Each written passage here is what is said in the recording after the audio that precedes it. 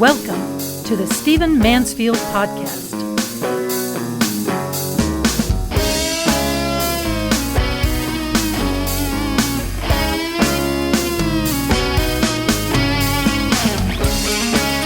I am going to do something in this podcast that I have never done before.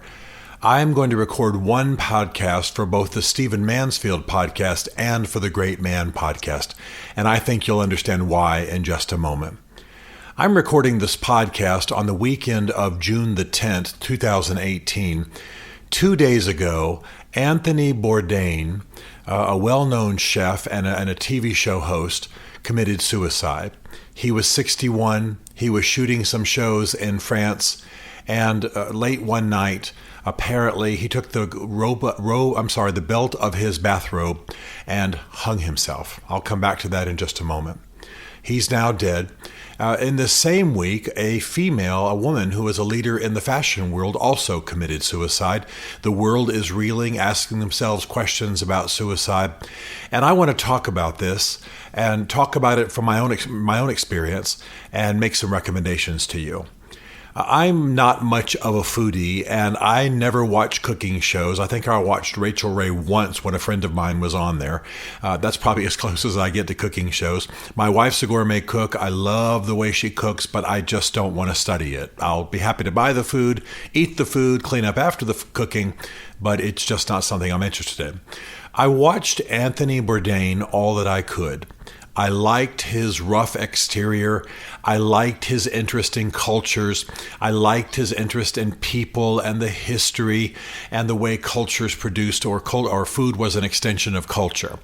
And because he traveled in many of the places in the world that I have traveled and even met some of the specific people that I have met, and it was amazing to see them there on his show, I was fascinated with his show. Also, of course, though I'm not a foodie, I enjoy eating. So I wouldn't eat as varied a food as he might eat, but I did enjoy knowing about, again, how food was an extension of culture and how the food of France differed from the food of Spain or what they did in Canada and the maritime provinces and things of that nature. I enjoyed it. I enjoyed the food. I enjoyed the humor. I enjoyed the cultures. I enjoyed the travel. And I enjoyed Anthony Bourdain's personality. I had noticed recently, and I'm not saying this has anything to do with his suicide, that some of the shows he seemed to be high or drunk, and that he also was very crass in his humor. I don't need to have food compared to, a woman's body parts.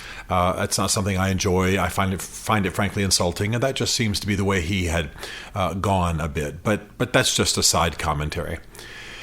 Apparently, though Anthony Bourdain, at the age of 61, had just about everything anyone would want, so we all think, there was something wrong in his soul. There was an emptiness. There was a sense that the future would not be any different from the past.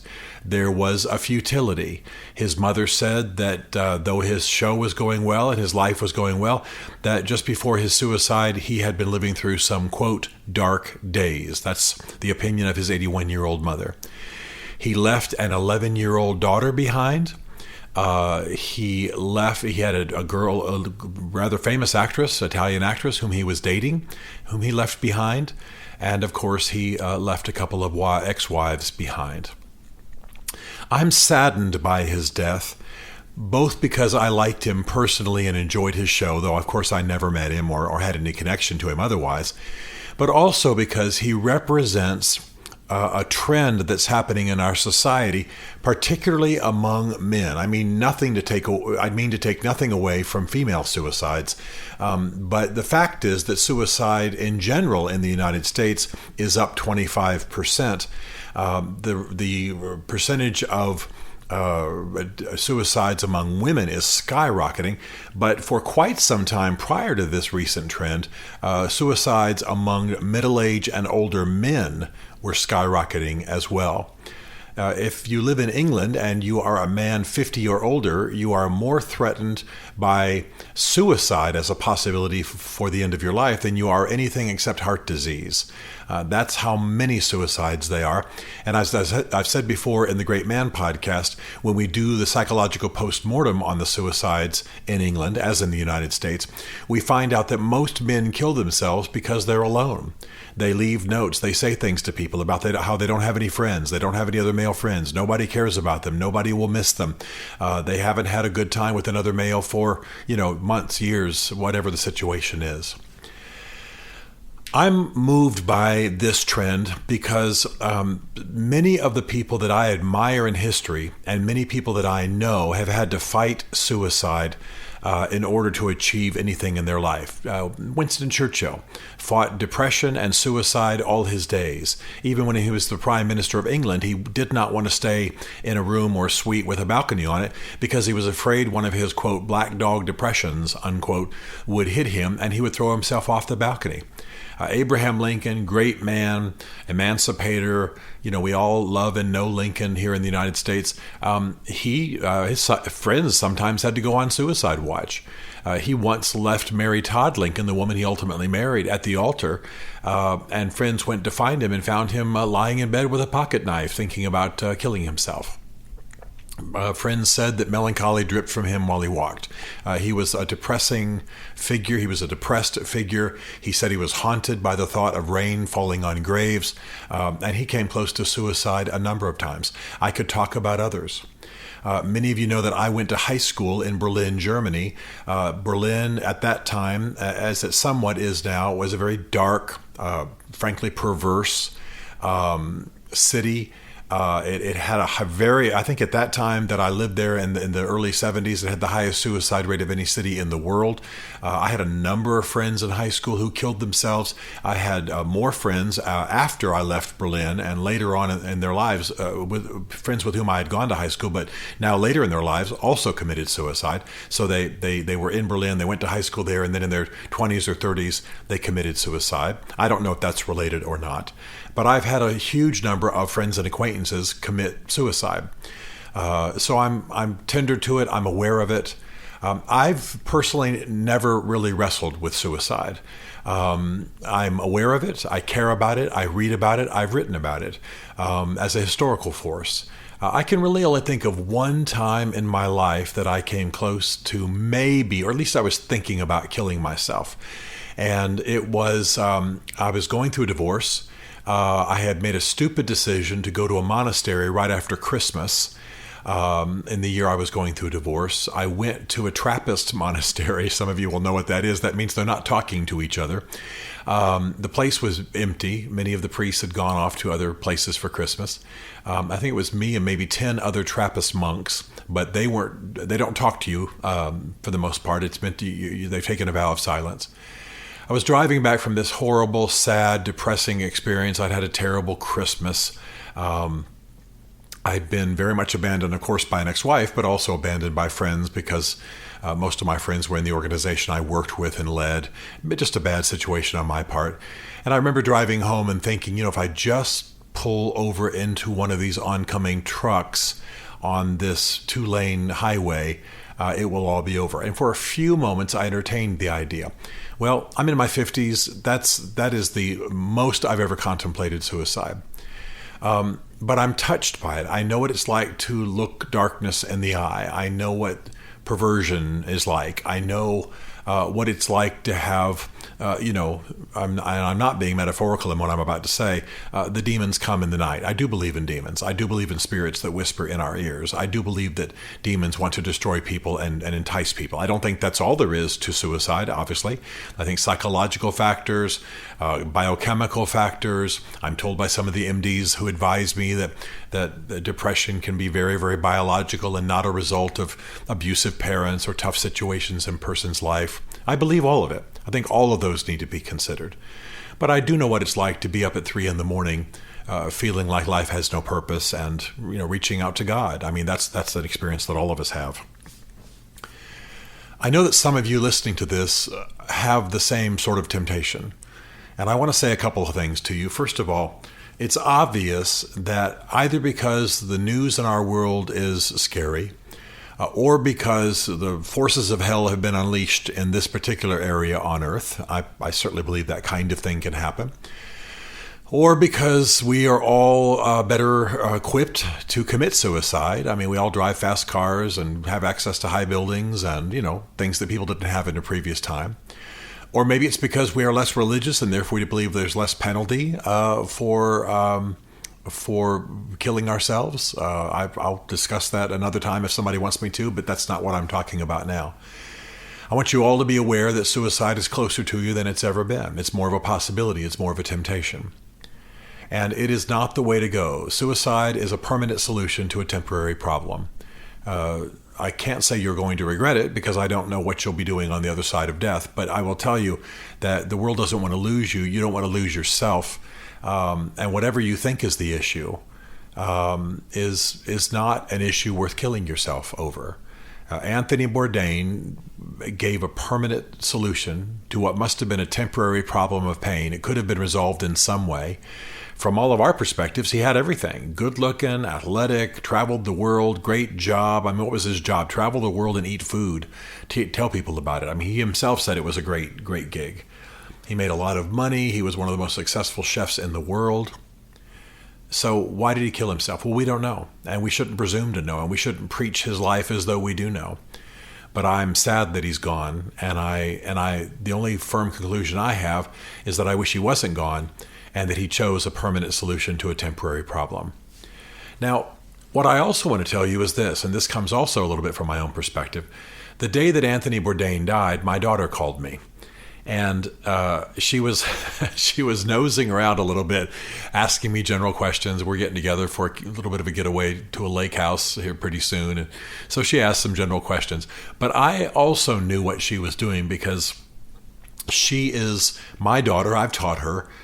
She's edited books I've written for men and edited things that I've written and said. And I knew that she was also checking to take my temperature. Now, again, I say I have no problems with suicide. I don't. My children have never seen me so depressed I might shoot myself or open a vein or do anything like that. Never. And I don't battle it. Nobody's checking with me because they know that if anybody's going to kill himself, it's Mansfield. That is not the case. But my daughter is wise enough to know that it's okay to check in with me. In fact, she can check in with me on anything. She can ask my wife if I'm being a good husband. She can check on my eating. She can check on my travel. She can check that I'm not, that I'm working out enough or that I'm praying enough or whatever she wants. My daughter is free to check with me, as is my son and my friends. And I've said many times on the Great Man podcast, I work hard to make sure there is a circle of people around me. One of the things that moved me in the interviews that I saw related to Anthony Bourdain was that the Cuomo, who is one of the interviewers on CNN, interviewed a chef who was a friend of Anthony Bourdain's. And he said when he was asked that he had constructed circles of friendships and accountabilities and relationship around him because he knew he had mental problems and he knew he could be depressed and he knew suicide wasn't that far from him. So his solution, whatever else he was doing biochemically, I don't know about that, but he said, I've specifically constructed circles, concentric circles of relationships around me, and I've got friends and I've got people I can rely on, and they keep me from doing insane things. And I'll tell you, that to me is the ultimate issue. I suspect, and I'm the first to say I do not know, but I suspect that Anthony Bourdain, traveling the world, being away from home 250 days a year with this amazing gig, was lonely. I suspect he didn't have people, a band of brothers in his life. I suspect that many people who commit suicide, as we know from the psychological postmortem, don't have people in their lives, people they can call, people they can trust, people who know their souls, people who know that when times are good, that's when they might be lapse into depression, people who know that when they drink, they lapse into depression, people know that travel leaves them lonely, or whatever the situation is, whatever the unique contours of their depression or their suicidal thoughts are. I'm convinced, as all of you know, I'm sure, that we must have a band of brothers or a band of sisters in our lives. I'm convinced we have to be intentional about that in our generation because it does not happen accidentally, and I am convinced that it's part of the health that we need.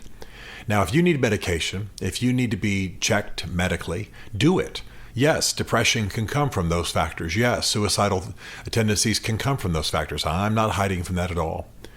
But a lot of what leads to suicide is psychological, it's relational, it's a fruit of isolation. And so part of the solution, certainly, is that we are building bands of brothers, that we are building bands of sisters around us. Let's take suicide seriously. Let's be in each other's lives. Let's do as my daughter and 2 friends did on Friday. They weren't checking with me because they thought, well, Stephen's certainly going to be depressed. No, not at all. I'm no more depressed than anybody else, and less probably suicidal than most. I've only had one 5-minute moment in my entire life and haven't really told anybody about that until now. So it's not a big issue for me, but I am delighted that they checked in with me. I am delighted that they asked me. I asked them. And I believe that that's what makes for the healthy relationships that we need, not only to overcome suicide, but to become the best people, and in the great man sense, the great men, the great women we're called to be. So forgive me for merging this podcast for 2 purposes. I think you understand why. The loss of Anthony Bourdain, I feel keenly, not just because I enjoyed him and how he approached food and how he approached cultures, but because he's yet another loss in our generation, like Robin Williams, like others, who have been taken from us and have done so in a form of pain that I think could have been addressed in other ways.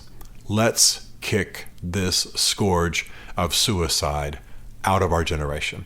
And part of the way of doing that is by building the bands, the circles of relationships around us that insulate us and give us people to be present when the demons come. Stephen Mansfield is a New York Times best-selling author, a popular speaker, and a frequent faith and culture commentator on Fox and CNN. His groundbreaking books on faith and society include The Faith of George W. Bush, The Search for God in Guinness, Mansfield's Book of Manly Men, and Lincoln's Battle with God. Learn more at stephenmansfield.tv.